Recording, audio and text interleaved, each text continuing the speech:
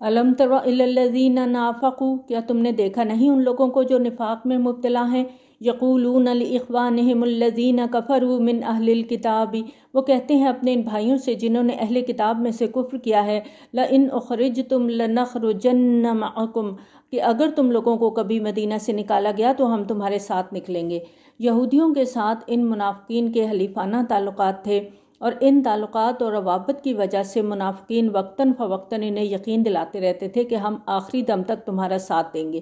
اگر تم لوگوں کو کبھی مدینہ سے بے دخل کرنے کی کوشش کی گئی تو ہم اس مشکل گھڑی میں تمہارے ساتھ کھڑے ہوں گے، اور تمہارے معاملے میں ہم کسی کی بھی اطاعت نہیں کریں گے، اور اگر تمہارے ساتھ جنگ کی گئی تو ہم لازماً تمہاری مدد کریں گے۔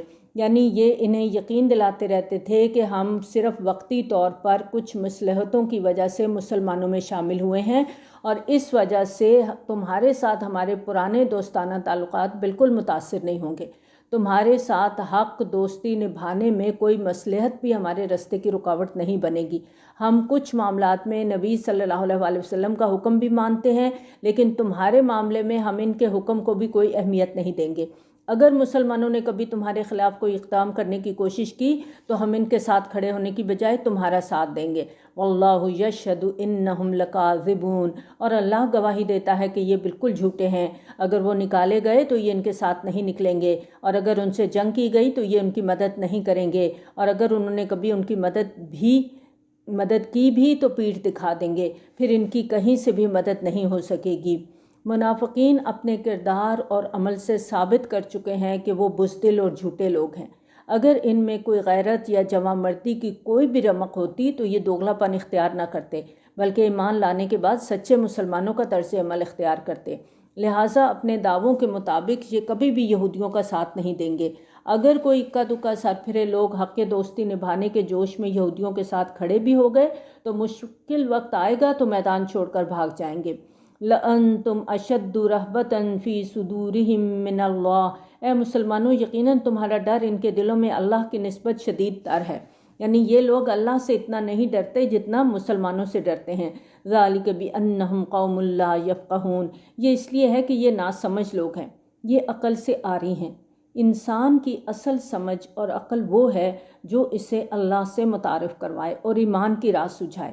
اسی طرح انسان کے لیے علم بھی وہی فائدہ مند ہے جو اسے اس حقیقت سے آگاہ کر دے کہ اصل زندگی آخرت کی زندگی ہے، اور یہ دنیا کی زندگی صرف کھیل اور تماشا ہے۔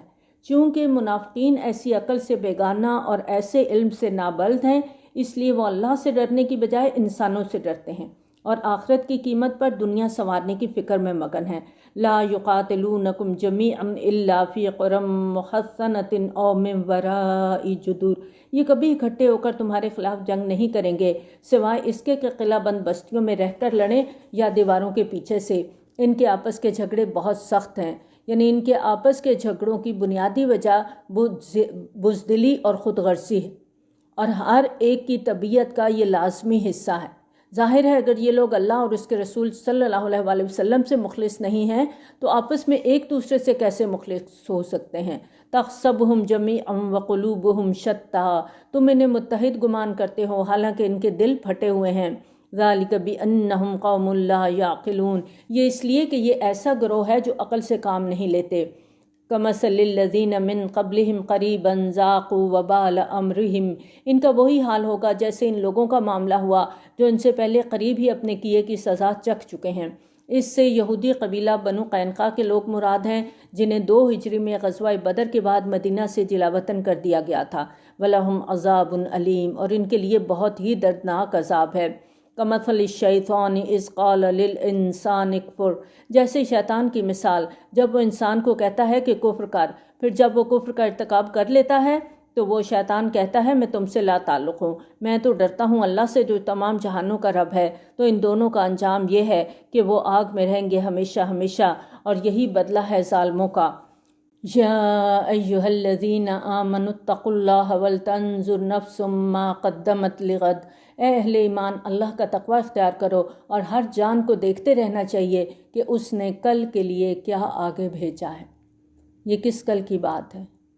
جو اس موت کے بعد دوبارہ اٹھائے جانے والا کل ہے، جس دن ہر شخص کو اللہ تعالیٰ کے سامنے حاضر ہو کر اپنے ایک ایک عمل کا حساب دینا ہوگا۔ اور اس دن کی کامیابی کے لیے ضروری ہے کہ ہر اہل ایمان اپنی زندگی اللہ کے تقوی کے سائے میں گزارنے کا اہتمام کرے، اپنے اعمال کا ہر وقت جائزہ لیتا رہے کہ اس نے آخرت کے حوالے سے اب تک کیا کمائی کی ہے اور اس بینک میں، آخرت کے بینک میں اس نے کتنا سرمایہ جمع کرایا ہے۔ واتقوا اللہ ان اللہ خبیر بما تعملون، اور اللہ کا تقوی اختیار کرو، یقیناً تم جو کچھ کر رہے ہو اللہ اس سے باخبر ہے۔ اب دیکھیں اس آیت کے اندر بنیادی طور پہ دو باتوں پر زور دیا گیا ہے، یعنی اللہ کا تقوی اور فکر آخرت، بلکہ اتقوا اللہ کا حکم یہاں خصوصی تاکید کی وجہ سے 2 مرتبہ آیا ہے، کیونکہ تقوی سے عام طور پر اللہ کا خوف اور ڈر مراد لیا جاتا ہے، لیکن یہ خوف، یہ ڈر ایسا نہیں ہے جیسے آپ کاکروچ کو دیکھ کے چیخیں مارتے ہیں یا سانپ کے خوف سے دہشت ہوتی ہے۔ اس کی مثال اس خوف کی سی ہے، وہ خوف جو کسی محبوب ہستی کے لیے دل میں ہوتا ہے کہ مجھے کوئی ایسا عمل مجھ سے نہ سرزد ہو جائے کہ میرا محبوب مجھ سے ناراض ہو جائے۔ اگر اللہ سے ہمیں واقعی سچی محبت ہے تو پھر ہمیں یہی تقوی مطلوب ہے کہ ہم اس تقوی کے ساتھ زندگی گزاریں کہ رب ہم سے ناراض نہ ہو جائے۔ تقوی کا تقاضا ہے کہ ہمارے دل کے اندر ہر وقت اللہ کی ناراضگی کا ڈر رہے، اور تقوی کے لغوی معنی کیا ہے؟ بچنا، یعنی اللہ تعالیٰ کی ناراضگی سے بچ بچ کے زندگی گزارنا۔ وَلَا تَكُونُوا كَالَّذِينَ نَسُوا اللَّهَ فَأَنسَاهُمْ أَنفُسَهُمْ أُولَٰئِكَ هُمُ الْفَاسِقُونَ، اور اے مسلمانوں دیکھنا تم ان لوگوں کی طرح نہ ہو جانا جنہوں نے اللہ کو بھلا دیا تو اللہ نے انہیں اپنے آپ سے غافل کر دیا، یہی وہ لوگ ہیں جو فاسق ہیں۔ فَأَنسَاهُمْ أَنفُسَهُمْ، کبھی غور کیا اس کے اوپر؟ کیا کوئی شخص اپنے آپ کو اس طرح بھول سکتا ہے کہ وہ اپنی شخصیت سے ہی واقف نہ رہے؟ کیا کوئی انسان ایسا ہو سکتا ہے جسے اپنے پیٹ کا خیال ہی نہ رہے، کوئی بیماری یاد نہ رہے؟ ظاہر ہے کوئی انسان اپنے جسم اور اس کے تقاضوں سے غافل تو نہیں ہوتا، تو کیا پتہ چلتا ہے کہ حیوانی جسم کے علاوہ انسان کی ایک اور حیثیت بھی ہے جس سے وہ بھولا ہوا ہے، اور وہ ہے انسان کی اصل حقیقت یعنی روح۔ اور جہاں تک انسان کے اللہ کو بھلانے کا تعلق ہے تو سورۃ مجادلہ کی آیت نمبر 19 میں ہم نے پڑھا، شیطان نے ان پر قابو پا لیا پس انہیں اللہ کی یاد سے غافل کر دیا ہے۔ اس آیت میں ایسے لوگوں کی اس سزا کا ذکر ہے جو انہیں دنیا کی زندگی میں ہی مل جاتی ہے، یعنی جو لوگ شیطان کے بہکاوے میں آ کر اللہ کو بھول جاتے ہیں، اللہ تعالیٰ انہیں ان کی اصل حقیقت سے غافل کر دیتا ہے۔ پھر ان کو یاد نہیں رہتا کہ وہ انسان ہیں، وہ اشرف المخلوقات ہیں یا وہ اللہ کے بندے ہیں۔ انہیں بس یہی یاد رہتا ہے کہ بہت سے حیوانات کی طرح وہ بھی ایک حیوان ہے۔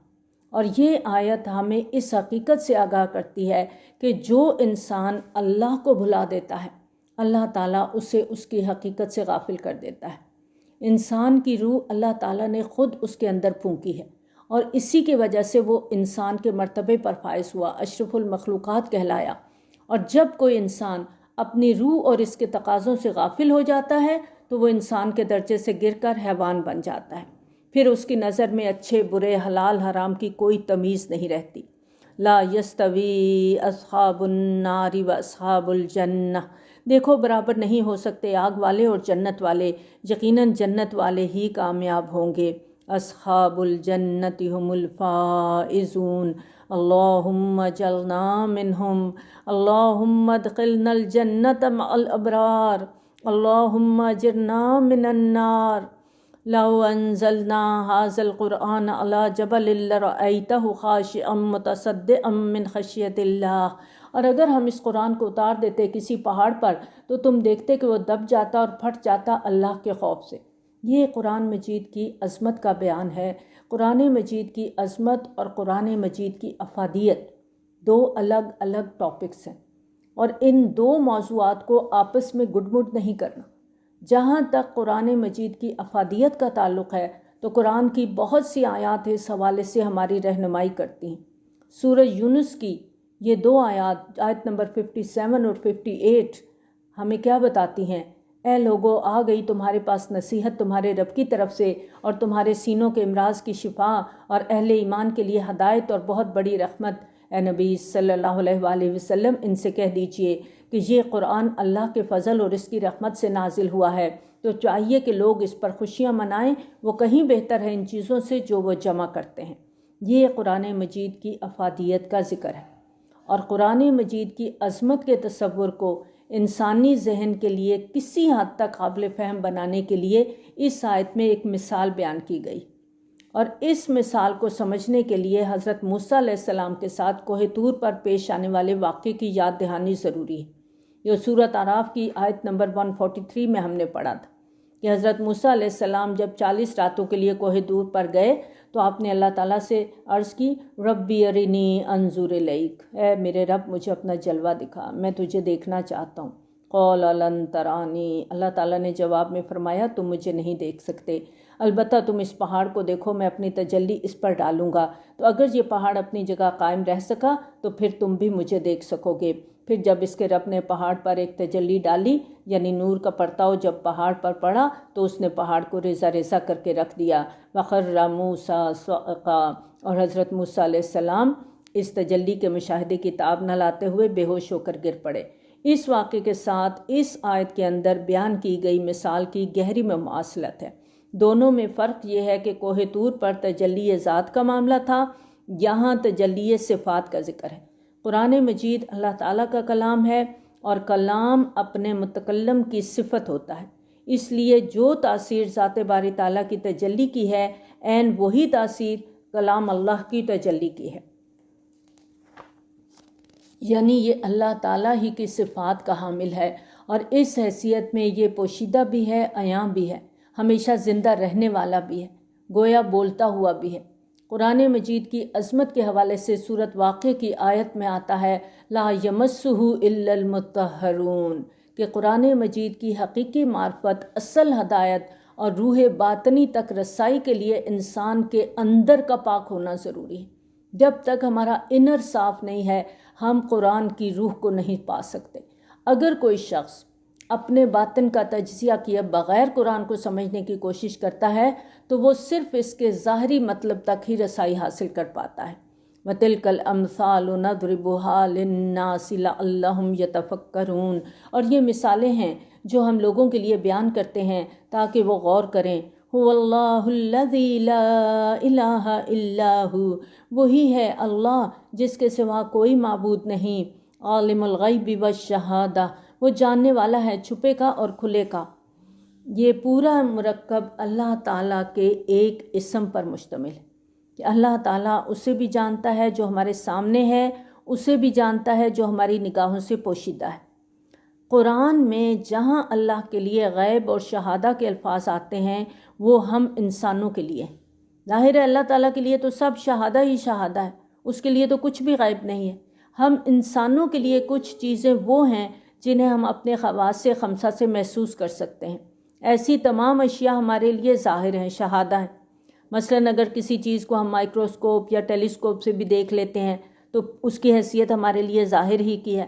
دوسری طرف کچھ ایسے حقائق ہیں جو ہمارے لیے غیب ہیں، انہیں ہم کسی طرح بھی اپنے حواس کے احاطہ میں نہیں لا سکتے۔ مثلاً اللہ تعالیٰ کی ذات ہے، فرشتے، جنت، دوزخ، عالم آخرت وغیرہ، یہ سب ہمارے لیے غیب ہیں۔ هو الرحمن الرحیم، وہ بہت رحم کرنے والا نہایت مہربان ہے۔ هو اللہ الذی لا الہ الا ہو، وہی ہے اللہ جس کے سوا کوئی معبود نہیں۔ الملک، حقیقی بادشاہ، القدوس، یکسر پاک، السلام، سراپا سلامتی، المؤمن، امن دینے والا، المہیمن، پناہ میں لینے والا، العزیز، زبردست، مطلق العنان، الجبار، اپنا حکم بزور نافذ کرنے والا، المتکبر، اور سب بڑائیوں کا مالک۔ سبحان اللہ عما یشرکون، اللہ پاک ہے ان تمام چیزوں سے جو یہ شرک کرتے ہیں۔ هو اللہ الخالق البارئ المصور، وہی ہے اللہ تخلیق کا منصوبہ بنانے والا، وجود بخشنے والا، صورت گری کرنے والا۔ اس آیت میں اللہ تعالیٰ کے 3 اسماء حسنی آئے ہیں، اور ان تینوں اسماء کا تعلق تخلیقی عمل کے مختلف مراحل سے ہے۔ اللہ تعالیٰ اپنی تخلیق کا ایک نقشہ یا نمونہ تیار فرماتا ہے، اس مفہوم میں وہ خالق ہے۔ پھر وہ اس تخلیق کو عدم سے عالم وجود میں ظاہر کرتا ہے، اس لحاظ سے وہ الباری ہے۔ اس کے بعد اللہ تعالیٰ اپنی تخلیق کو باقاعدہ ایک صورت یا شکل عطا کرتا ہے، اس معنی میں وہ المصور ہے۔ لہ الاسماء الحسنی، تمام اچھے نام اسی کے ہیں۔ یسبح لہ ما فی السماوات والارض، اسی کی تسبیح کرتی ہے ہر وہ چیز جو آسمانوں میں ہے اور زمین میں ہے۔ وہو العزیز الحکیم، اور وہ بہت زبردست کمال حکمت والا ہے۔ سورۃ ممتحنہ ہم پڑھنے جا رہے ہیں۔ یہ ایک واقعہ ہوا تھا جو اس کی آغاز کی آیات ہیں، اس میں جو واقعہ بیان کیا گیا ہے اس کا تھوڑا سا ہم پس منظر دیکھ لیتے ہیں تاکہ ہمیں آیات کو سمجھنے میں آسانی رہے۔ کہ نبی صلی اللہ علیہ وآلہ وسلم مکہ پر چڑھائی کا منصوبہ مکمل طور پر خفیہ رکھنا چاہتے تھے تاکہ قریش کو اس بارے میں کوئی پیشگی اطلاع نہ ملنے پائے، لیکن ایک صحابی حضرت حاطب رضی اللہ عنہ سے یہ بہت بڑی غلطی سرزد ہوئی کہ انہوں نے سرداران قریش کو ایک خفیہ خط کے ذریعے اس اہم جنگی راز کی اطلاع کرنے کی کوشش کی۔ حضرت حاطب رضی اللہ تعالیٰ عنہ انتہائی مخلص مسلمان اور بدری صحابی تھے۔ ان کے اہل و عیال اور کنبے کے کچھ لوگ اس وقت تک مکہ مکرمہ میں تھے۔ انہیں یہ پریشانی لاحق تھی کہ مسلمانوں کی مکہ پر لشکر کشی کی صورت میں قریش ان کے اہل خانہ کو انتقام کا نشانہ بنائیں گے۔ اس اندیشے کے پیش نظر انہوں نے حملے کی پیشگی اطلاع دے کر قریش مکہ پر گویا بہت بڑا احسان کیا، اور ان کا خیال تھا کہ شاید اس احسان کا لحاظ رکھتے ہوئے وہ ان کے اہل و عیال کو نقصان نہیں پہنچائیں گے۔ حضرت حاطب رضی اللہ تعالیٰ عنہ نے ایک خط لکھ کر ایک عورت کو دیا جو مکہ جا رہی تھی، اور اسے تاکید کی کہ وہ اسے مکمل رازداری سے فلاں شخص تک پہنچا دے۔ اس عورت کے مدینہ سے روانہ ہونے کے بعد اللہ تعالیٰ نے بذریعہ وحی نبی صلی اللہ علیہ وآلہ وسلم کو اس بارے میں مطلع فرما دیا۔ نبی صلی اللہ علیہ وآلہ وسلم نے حضرت علی، حضرت زبیر اور حضرت مقداد بن اسود رضی اللہ عنہم کو اس عورت کے پیچھے روانہ کیا۔ حضرت علی رضی اللہ تعالیٰ عنہ تیز رفتاری سے سفر کرتے ہوئے نبی صلی اللہ علیہ وآلہ وسلم کی بتائی ہوئی جگہ پر پہنچے تو وہ عورت وہاں موجود تھی۔ انہوں نے خط مانگا تو اس نے لا علمی کا اظہار کیا۔ انہوں نے فرمایا، اللہ کے رسول صلی اللہ علیہ وآلہ وسلم کی دی گئی اطلاع غلط نہیں ہو سکتی، تم سیدھے طریقے سے خط ہمارے حوالے کر دو ورنہ ہم تمہیں برہنہ کر کے تمہاری تلاشی لیں گے۔ اس پر عورت نے چٹیا سے خط نکال کر حضرت علی رضی اللہ تعالیٰ عنہ کے حوالے کر دیا۔ نبی صلی اللہ علیہ وآلہ وسلم نے جب حضرت حاطب کو بلا کر پوچھا تو انہوں نے اعتراف کیا کہ مجھ سے غلطی ہوئی ہے۔ انہوں نے عرض کیا کہ آپ میرے معاملے میں جلدی نہ فرمائیں، اصل بات یہ ہے کہ میرے اہل خانہ مکہ میں مقیم ہیں، میں قریش کے قبیلے کا آدمی نہیں ہوں بلکہ بعض قریشیوں کی سرپرستی میں وہاں آباد ہوا ہوں، میرا وہاں کوئی قبیلہ نہیں ہے جو میرے اہل خانہ کو بچا سکے، اس لیے میں نے یہ خط اس خیال سے بھیجا تھا کہ قریش پر میرا ایک احسان رہے جس کا لحاظ کر کے وہ میرے اہل و عیال کو نقصان نہ پہنچائیں۔ اس وقت حضرت عمر رضی اللہ تعالیٰ عنہ موقع پر موجود تھے۔ انہوں نے اٹھ کر عرض کیا، یا رسول اللہ صلی اللہ علیہ وآلہ وسلم، مجھے اجازت دیجیے کہ میں اس منافق کی گردن مار دوں، اس نے اللہ اور اس کے رسول صلی اللہ علیہ وآلہ وسلم اور مسلمانوں سے خیانت کی ہے۔ نبی صلی اللہ علیہ وآلہ وسلم نے فرمایا، نہیں، اس سے غلطی ضرور ہوئی ہے لیکن یہ بدری صحابی ہے اور اللہ تعالیٰ بدری صحابہ کے اگلے پچھلے تمام گناہ معاف کر چکا ہے، امید ہے وہ اس کی یہ خطا بھی معاف فرما دے گا۔ یہ سن کر حضرت عمر رضی اللہ تعالیٰ عنہ رو دیے اور انہوں نے کہا، اللہ اور اس کے رسول صلی اللہ علیہ وآلہ وسلم ہی سب سے زیادہ جانتے ہیں۔ اس پس منظر کے بعد اب ہم یہ آیات پڑھتے ہیں، یا ایھا الذین آمنوا لا تتخذوا عدوی وعدوکم اولیاء، اے اہل ایمان، تم میرے دشمنوں اور اپنے دشمنوں کو اپنا دوست نہ بناؤ، یعنی تم لوگ کفار اور مشرکین کی خیرخواہی اور بھلائی کا مت سوچو، ان کے ساتھ احسان کا معاملہ کرنے اور اچھے تعلقات بنانے کی کوشش مت کرو۔ ان آیات کا نزول اس وقت ہوا تھا جب سرداران قریش کے نام حضرت حاطب رضی اللہ تعالیٰ عنہ کا خط پکڑا گیا تھا۔ تلقون الیہم بالمودہ، تم ان کی طرف دوستی اور محبت کے پیغامات بھیجتے ہو، حالانکہ انہوں نے انکار کیا ہے اس حق کا جو تمہارے پاس آیا ہے، وہ رسول صلی اللہ علیہ وآلہ وسلم کو، اور تم لوگوں کو صرف اس بنا پر جلا وطن کرتے ہیں کہ تم ایمان رکھتے ہو اللہ اپنے رب پر۔ اگر تم نکلے تھے میرے راستے میں جہاد کرنے اور میری رضا جوئی کے لیے، تم انہیں خفیہ پیغام بھیجتے ہو محبت اور دوستی کے، اور میں خوب جانتا ہوں جسے تم چھپاتے ہو اور جسے تم ظاہر کرتے ہو، اور جو کوئی بھی تم میں سے یہ کام کرے تو وہ یقیناً سیدھے راستے سے بھٹک گیا ہے۔ اگر وہ تمہیں کہیں پا لیں تو وہ تمہارے ساتھ دشمنی کریں گے اور تمہاری طرف بڑھائیں گے اپنے ہاتھ اور اپنی زبانیں برے ارادے کے ساتھ۔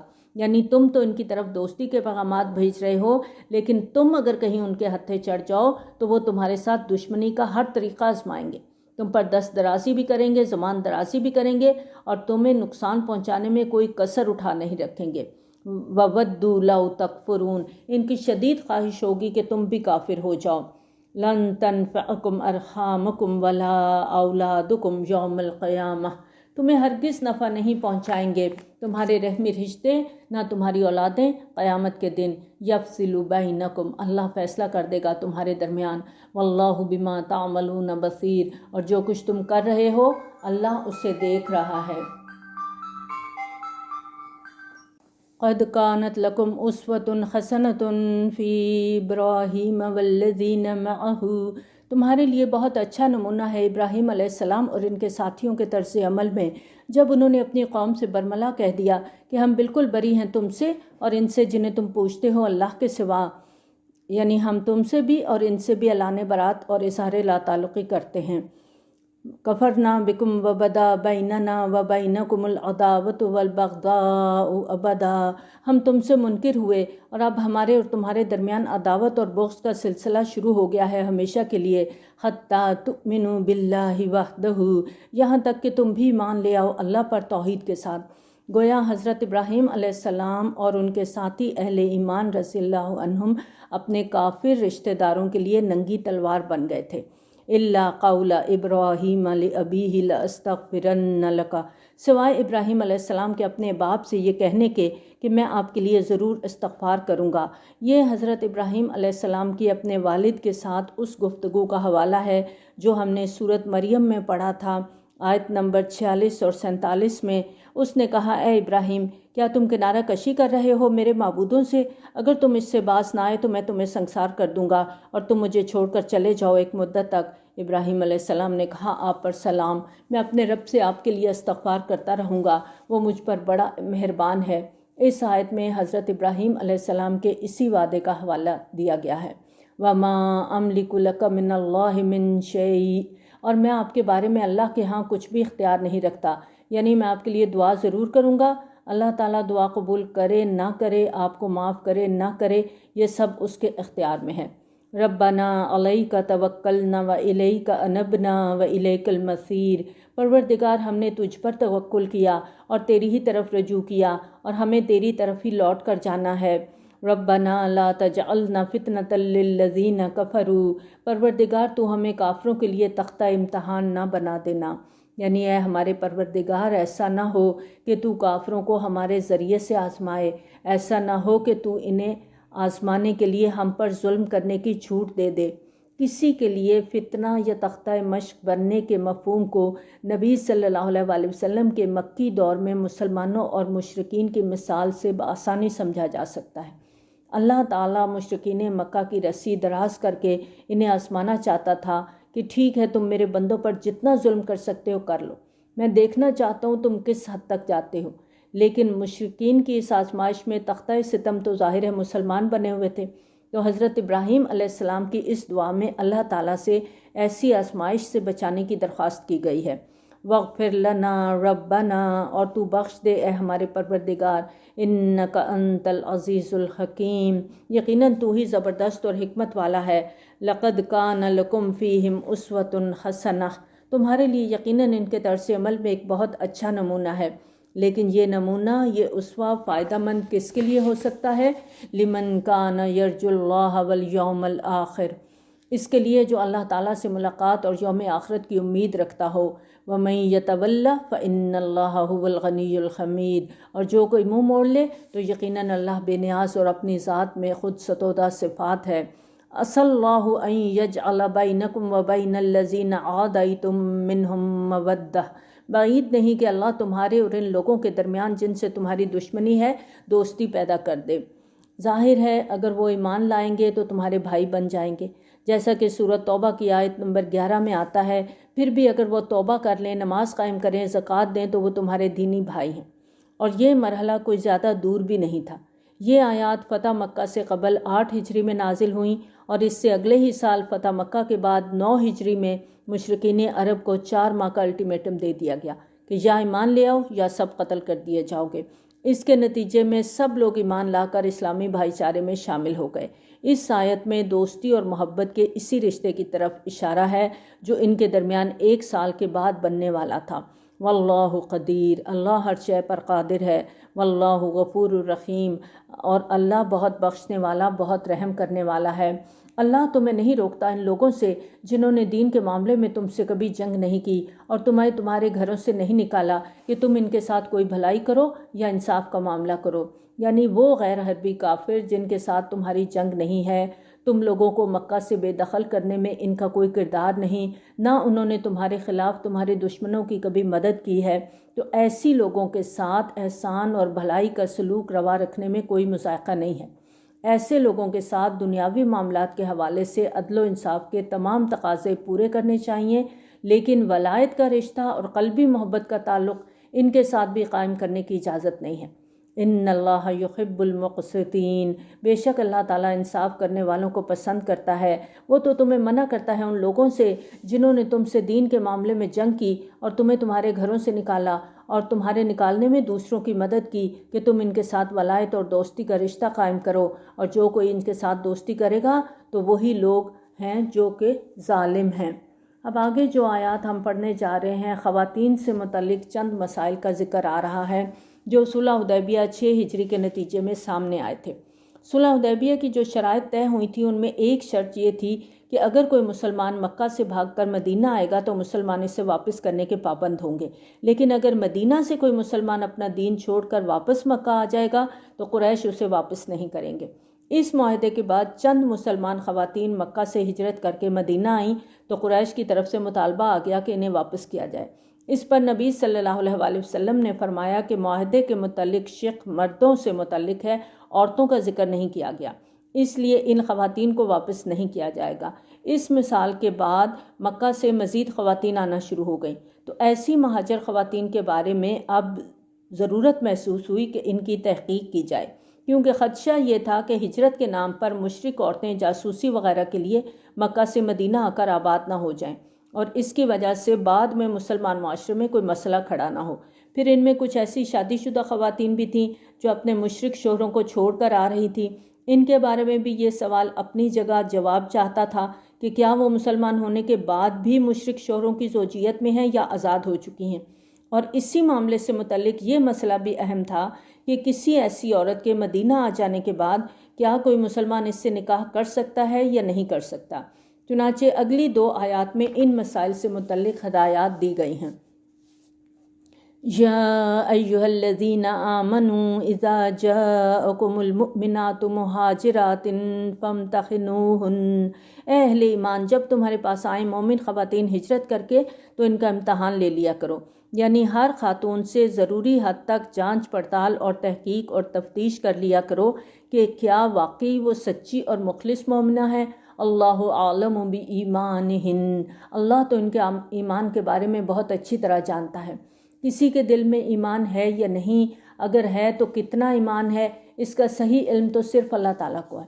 تم لوگ اپنے طور پر کسی کے ایمان کے بارے میں نہیں جان سکتے، لیکن ایک احتیاطی تدبیر کے طور پر مناسب طریقے سے کسی نہ کسی درجے میں ایک اندازہ لگانے کی کوشش ضرور کیا کرو کہ یہ ہجرت کرنے والی خواتین کیا واقعی مومنات ہیں اور کیا واقعی وہ اللہ کی رضا کے لیے ہجرت کر کے مدینہ آئی ہیں۔ فَإِنْ عَلِمْتُمُوهُنَّ مُؤْمِنَاتٍ، پھر اگر تم جان لو کہ وہ واقعی مومنات ہیں، فَلَا تَرْجِعُوهُنَّ إِلَى الْكُفَّارِ، تو انہیں کفار کی طرف مت لوٹاؤ۔ لَا هُنَّ حِلٌّ لَهُمْ وَلَا هُمْ يَحِلُّونَ لَهُنَّ، نہ یہ ان کافروں کے لیے حلال ہیں اور نہ وہ ان کے لیے حلال ہیں۔ وَآتُوهُمْ مَا أَنفَقُوا، اور ان کافروں کو ادا کر دو جو کچھ انہوں نے خرچ کیا تھا، یعنی ان کے کافر شوہروں نے ان کو جو مہر دیے تھے وہ انہیں بھجوا دو۔ اگر کسی مشرک کی بیوی مسلمان ہو کر مکہ سے ہجرت کر کے مدینہ آ گئی ہے، اب وہ اس کی بیوی نہیں رہی، ان کے درمیان زوجیت کا تعلق ختم ہو چکا ہے، لیکن عدل و انصاف کا تقاضا یہ ہے کہ مہر کی وہ رقم جو وہ شخص اس خاتون کو اپنی بیوی کی حیثیت سے ادا کر چکا ہے وہ اسے لوٹا دی جائے۔ وَلَا جُنَاحَ عَلَيْكُمْ أَن تَنكِحُوهُنَّ إِذَا آتَيْتُمُوهُنَّ أُجُورَهُنَّ، اور اے مسلمانوں تم پر کوئی گناہ نہیں اگر تم ان خواتین سے نکاح کر لو جبکہ تم انہیں ان کے مہر ادا کر دو اور تم کافر خواتین کی ناموس کو اپنے قبضے میں نہ رکھو، یعنی اگر تم میں سے کچھ لوگوں کی بیویاں ایمان نہیں لائیں اور وہ ابھی تک مکہ میں ہیں تو تم ان کو اپنے نکاح میں روک کر نہ رکھو بلکہ انہیں طلاق دے دو اور انہیں بتا دو کہ اب تمہارا ان سے کوئی تعلق نہیں۔ وَاسْأَلُوا مَا أَنفَقْتُمْ وَلْيَسْأَلُوا مَا أَنفَقُوا، اور تم مانگ لو وہ مال جو تم نے بطور مہر خرچ کیا ہے اور وہ کافر بھی مانگ لیں جو کچھ انہوں نے خرچ کیا ہے، یعنی جو مہر تم نے اپنے کافر بیویوں کو دیے تھے وہ تم واپس مانگ لو، اور جو مہر کافروں نے اپنی مسلمان بیویوں کو دیے تھے انہیں وہ واپس مانگ لیں۔ ذالکم حکم اللہ، یہ اللہ کا حکم ہے، یحکم بینکم، وہ تمہارے درمیان فیصلہ کر رہا ہے، واللہ علیم حکیم، اور اللہ سب کچھ جاننے والا کمال حکمت والا ہے۔ وَإِن فَاتَكُمْ شَيْءٌ مِّنْ أَزْوَاجِكُمْ إِلَى الْكُفَّارِ، اور اگر تمہاری بیویوں کے مہر میں سے کچھ کفار کی طرف رہ جائے۔ اس کو صورتحال کو سمجھنے کے لیے فرض کریں کہ ایک مسلمان مرد ہے، وہ ہجرت کر کے مدینہ آ گیا ہے، اب اس کی بیوی مشرکہ ہے، وہ مکہ میں ہی رہ گئی ہے۔ بعد میں اس مسلمان نے اس خاتون کو پیغام بھجوایا کہ میرا تمہارا زوجیت کا تعلق ختم ہو چکا ہے، لہٰذا تم مہر کی رقم مجھے لوٹا دو۔ اب اگر اس عورت نے مہر کی رقم واپس نہیں کی تو اس مسئلے کا حل بتایا جا رہا ہے کہ ایسی صورت میں تمہیں کیا کرنا ہوگا۔ فَعَاقَبْتُمْ فَاتُوا الَّذِينَ ذَهَبَتْ أَزْوَاجُهُمْ مِثْلَ مَا أَنفَقُوا، تو جب تمہیں موقع ہاتھ آ جائے تو جن لوگوں کی بیویاں جاتی رہی ہیں انہیں اتنی رقم ادا کر دو جتنی انہوں نے خرچ کی ہے، یعنی اگر جنگ سے کوئی مال غنیمت مل جاتا ہے تو اس میں ان لوگوں کی تلافی کے طور پر انہیں کچھ مال دے دو جن کی بیویاں ایمان نہ لانے کی وجہ سے ان کی زوجیت میں نہیں رہیں اور وہ انہیں مہر کی رقم بھی لوٹانے کو تیار نہیں کہ اس رقم سے وہ مہر ادا کر کے مکہ سے ہجرت کر کے آنے والی ان خواتین سے نکاح کر سکیں جن کے مشرک خاوند مکہ میں رہ گئے ہیں۔ وَاتَّقُوا اللَّهَ الَّذِي أَنْتُمْ بِهِ مُؤْمِنُونَ، اور اس اللہ کا تقوی اختیار کرو جس پر تمہارا ایمان ہے۔ یا ایہا النبی اذا جاءک المؤمنات یبایعنک، اے نبی صلی اللہ علیہ وآلہ وسلم جب آپ کے پاس آئیں مومن خواتین آپ سے بیعت کرنے کے لیے، اللہ یشرکن باللہ شیئا، اس بات پر کہ وہ اللہ کے ساتھ کسی کو شریک نہیں کریں گی، نہ چوری کریں گی، نہ بدکاری کریں گی، نہ اپنی اولاد کو قتل کریں گی، نہ کوئی بہتان باندھے گی جو ان کے ہاتھوں اور پاؤں کے درمیان سے ہو، یعنی یہ کہ وہ کسی پر زنا کی تہمت نہیں لگائیں گی، کوئی جنسی سکینڈل نہیں گھڑیں گی، اور اس تہمت کی ایک صورت یہ بھی ہو سکتی ہے کہ کوئی عورت کسی مرد پر الزام لگا دے کہ اس نے اس کی آبرو ریزی کی ہے، اور ایسے الزامات انبیاء کرام علیہ السلام پر بھی لگتے رہے، اور اس بیعت کی آخری شق یہ ہے وَلَا يَعْصِينَكَ فِي مَعْرُوفٍ، اور وہ نبی صلی اللہ علیہ وآلہ وسلم کی نافرمانی نہیں کریں گی معروف میں۔ فَبَايِعْهُنَّ وَاسْتَغْفِرْ لَهُنَّ اللَّهُ إِنَّ اللَّهَ غَفُورٌ رَحِيمٌ، تو اے نبی صلی اللہ علیہ وآلہ وسلم آپ ان سے بیعت لے لیں اور ان کے لیے استغفار کریں، یقیناً اللہ بہت بخشنے والا بہت رحم کرنے والا ہے۔ یا ایہا الذین آمنوا لا تتولوا قوما غضب اللہ علیہم، اے اہل ایمان ان لوگوں کے ساتھ دوستی مت کرو جن پر اللہ کا غضب نازل ہوا ہے۔ آپ دیکھیں کہ سورت کا آغاز جس مضمون سے ہوا تھا اختتام بھی وہی مضمون دوبارہ آ رہا ہے، قوما غضب اللہ علیہم، اس سے یہودی مراد ہیں۔ یہاں اہل ایمان کو واضح طور پر منع کیا گیا کہ ان کے ساتھ تمہاری دوستی نہیں ہونی چاہیے۔ قد یئسوا من الآخرۃ کما یئس الکفار من اصحاب القبور، یہ لوگ آخرت سے مایوس ہو چکے ہیں جیسے کہ کفار مایوس ہو چکے ہیں اصحاب قبور میں سے۔ آیت کے اس حصے کے مفسرین نے دو مفہوم کیے ہیں، ایک مطلب یہ ہے کہ یہ لوگ آخرت سے اس طرح مایوس ہو چکے ہیں جیسے قبروں میں پڑے ہوئے کفار اپنی نجات سے مایوس ہیں، ظاہر ہے مرنے کے بعد ان پر تمام حقائق کھل چکے ہیں اور ان حقائق کو دیکھتے ہوئے اب سزا سے بچنے کا انہیں کوئی راستہ نظر نہیں آتا۔ دوسرا مطلب یہ کیا گیا ہے کہ یہ لوگ آخرت سے اس طرح مایوس ہو چکے ہیں جیسے کفار اصحاب القبور کے دوبارہ اٹھنے سے مایوس ہیں۔